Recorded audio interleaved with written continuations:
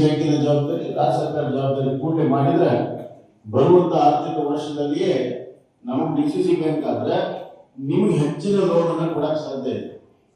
ಇನ್ನ ವಿಸ್ತೃತವಾಗಿ ಲೋನ್ ಅನ್ನ ಕೊಡಕ್ ಸಾಧ್ಯ, ಹೆಚ್ಚಿನ ಹಣಕಾಸಿನ ಲೋನ್ ಅನ್ನು ಕೂಡ ಕೊಡಕ್ ಸಾಧ್ಯ ಇದೆ. ಇದೊಂದು ಒಳ್ಳೆ ಕೆಲಸ ನಮ್ಮ ಕೇಂದ್ರ ಸರ್ಕಾರದಿಂದ ಆಗಿದೆ ಅನ್ನುವಂಥ ಮಾತನ್ನು ನಾನು ಹೇಳಕ್ಕೆ. ಇವತ್ತಿನ ಕಾರ್ಯಕ್ರಮದಲ್ಲಿ ಬೇರೆ ಬೇರೆ ಯೋಜನೆ, Vishwakarma, PMEGP, Mudra, PM ಶಿವನಿಧಿ, PM FPM, NRLM, NULM ಎಲ್ಲ ಸೇರಿ ಇವತ್ತು ಹಾವೇರಿಯಲ್ಲಿ ಸುಮಾರು ನಿಮ್ಮ 20 ಸ್ತ್ರೀ ಶಕ್ತಿ ಸಂಘಕ್ಕೆ ಎಲ್ಲ ಸೇರಿ 301 ಜನಕ್ಕೆ 8,19,00,000 ಇವತ್ತಿನ ಕಾರ್ಯಕ್ರಮದಲ್ಲಿ ಕೊಡ್ತಾ ಇದೆ. 8,19,301 ಫಲಾನುಭವಿಗಳಿಗೆ ಇವತ್ತಿನ ಕಾರ್ಯಕ್ರಮದಲ್ಲಿ ಕೊಡ್ತಾ ಇದ್ದೇವೆ. ಆದರೆ ಒಟ್ಟು ನಮ್ಮ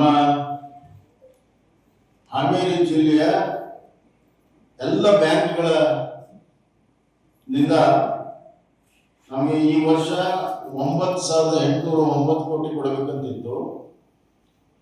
ಈಗಾಗಲೇ 7,906 ಕೋಟಿ ನಾವು ಬೇರೆ ಬೇರೆ ಯೋಜನೆಗಳಿಗೆ, including agriculture, non agriculture, priority ಸೆಕ್ಟರ್ಗೆ ಎಲ್ಲ ಸೇರಿ 7,906 ಕೋಟಿ ರೂಪಾಯಿ ಈಗಾಗಲೇ ಡಿಸೆಂಬರ್ 10 ಕೊಟ್ಟಿದ್ದೇವೆ.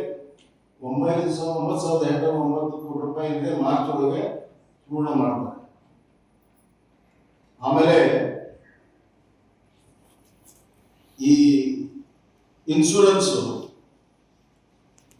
ಈ ವರ್ಷ 3,21,488 ಜನರಿಗೆ ಇಲ್ಲಿವರೆಗೂ PMJJBY ಅಲ್ಲಿ ಕೊಟ್ಟಿದ್ದೇವೆ. ಪ್ರಧಾನ ಮಂತ್ರಿ PMSBY ದಲ್ಲಿ 7,35,364 ಕೋಟಿ ರೂಪಾಯಿನ 54 ಜನರಿಗೆ ನಾವು ಇನ್ಶೂರೆನ್ಸ್ ಅನ್ನು ಮಾಡಿಸಿದ್ದೇವೆ. ಮುದ್ರಾ ಯೋಜನೆ ಇದು ಬಹಳ ಮುಖ್ಯ. ಮುದ್ರಾ ಯೋಜನೆಯಲ್ಲಿ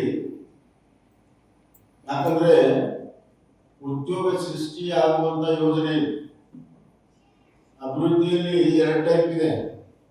ಉದ್ಯೋಗ ಸೃಷ್ಟಿ ಆಗದಿರುವಂತಹ ಅಭಿವೃದ್ಧಿ, ಉದ್ಯೋಗ ಸೃಷ್ಟಿ ಆಗುವ ಅಭಿವೃದ್ಧಿ.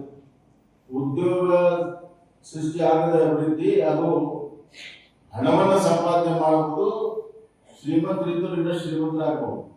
ಆದರೆ ಉದ್ಯೋಗ ಸೃಷ್ಟಿ ಮಾಡುವಂತ ಅಭಿವೃದ್ಧಿ ಅದು ಕೆಳಮಟ್ಟಕ್ಕೆ ಯಾರಿಗೆ ಉದ್ಯೋಗದ ಮುಖಾಂತರ ಆಧಾರ ಸಿಗ್ತದೆ ಬದುಕಿಗೆ ಅವರ ಸಲುವಾಗಿ ಅಭಿವೃದ್ಧಿ ಆದರೆ ನಿಜವಾಗ್ಲೂ ಕೂಡ ದೇಶದ ಅಭಿವೃದ್ಧಿ ಆಗ್ತದೆ ಅಂತದ್ದು ಇದು ಮುದ್ರಾ ಯೋಜನೆ. ಇವತ್ತು ಮುದ್ರಾ ಯೋಜನೆಯಲ್ಲಿ ಈಗಾಗಲೇ 2,54,985 ಜನಕ್ಕೆ 2,54,985 ಜನಕ್ಕೆ ಈಗ ಸ್ಯಾಂಕ್ಷನ್ ಆಗಿದೆ. 2,850 ಕೋಟಿ ರೂಪಾಯಿ ಈಗಾಗಲೇ ಮಂಜೂರಾಗಿ ಬಿಡುಗಡೆ ಆಗಿದೆ.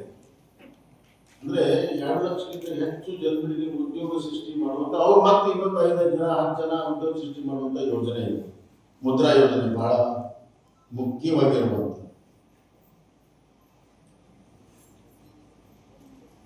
ಈ ವರ್ಷ ಅದರಲ್ಲಿ ಶಿಶು ಯೋಜನೆ ಅಂತಿದೆ 19,000, ಕಿಶೋರ್ 39,000, ತರುಣ 3,600. ಈ ವರ್ಷ ಆಗಲೇ ಒಟ್ಟು ಜಿಲ್ಲೆಯಲ್ಲಿ ಈ ವರ್ಷ ಆಗಿರುವಂತದ್ದು 63,066. ಈ ವರ್ಷ ಡಿಸೆಂಬರ್ ವರೆಗೂ 63,066. ವಿಶ್ವಕರ್ಮ ಯೋಜನೆಯಲ್ಲಿ 1,636 ಜನರಿಗೆ ಸ್ಯಾಂಕ್ಷನ್ ಆಗಿದೆ. ಅದೇ ರೀತಿ ಸ್ಟ್ಯಾಂಡ್ ಅಪ್ ಯೋಜನೆ ಕೊಟ್ಟಿದ್ದೇವೆ. Pradhan Mantri micro food processing 250 ಜನಕ್ಕೆ ಕೊಟ್ಟಿದ್ದೇವೆ. ಮತ್ತೆ ಇನ್ನೊಂದು ಬಹಳ ಮುಖ್ಯವಾಗಿರುವಂಥದ್ದು PM ಶಿವನಿಧಿ ಯೋಜನೆ. PM ಶಿವನಿಧಿ ಯೋಜನೆ ಈ ರಸ್ತೆ ಬದಿ ವ್ಯಾಪಾರಿಗಳಿಗೆ ಸಹಾಯ ಮಾಡುವಂತ 15,000, ಅದು ರಿಪೇಮೆಂಟ್ ಆದರೆ 25,000, ಅದು ರಿಪೇಮೆಂಟ್ ಆದರೆ 50,000.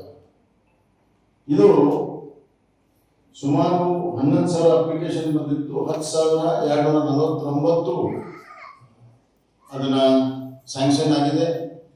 10,000ದಲ್ಲಿ 9,854 ಜನರಿಗೆ ಈಗಾಗಲೇ 98 ಕೋಟಿ ಬಿಡುಗಡೆ ಆಗಿದೆ ಬೀದಿ ಬದಿ ವ್ಯಾಪಾರ. ನಾವು ಅರ್ಥ ಮಾಡ್ಕೋಬೇಕು, ಬೀದಿ ಬದಿ ವ್ಯಾಪಾರಸ್ಥರಿಗೆ ಮತ್ತು ಸ್ವಯಂ ಉದ್ಯೋಗ ಮಾಡುವಂತ ಬಡವರಿಗೆ, ಬಂಡವಾಳದಿಂದ ಬಡವರಿಗೆ, SHG ಗ್ರೂಪ್ಗೆ ಅಂದ್ರೆ ಶ್ರೀಶಕ್ತಿಯ ಗುಂಪುಗಳಿಗೆ ಉದ್ಯೋಗ ಮಾಡೋದಕ್ಕೆ ಇಷ್ಟು ಬೇರೆ ಬೇರೆ ಯೋಜನೆಗಳು ಮತ್ತು ಇನ್ಶೂರೆನ್ಸ್, ಇವೆಲ್ಲ ಯೋಜನೆಗಳನ್ನ ಲಾಭವನ್ನ ನಾವು ಸದುಪಯೋಗ ಮಾಡ್ಕೋಬೇಕು. ದುಡಿಮೆಗೆ ಹಾಕಬೇಕು, ಬೇರೆ ಖರ್ಚಿಗೆ ಇದನ್ನ ಖರ್ಚು ಮಾಡಬಾರ್ದು.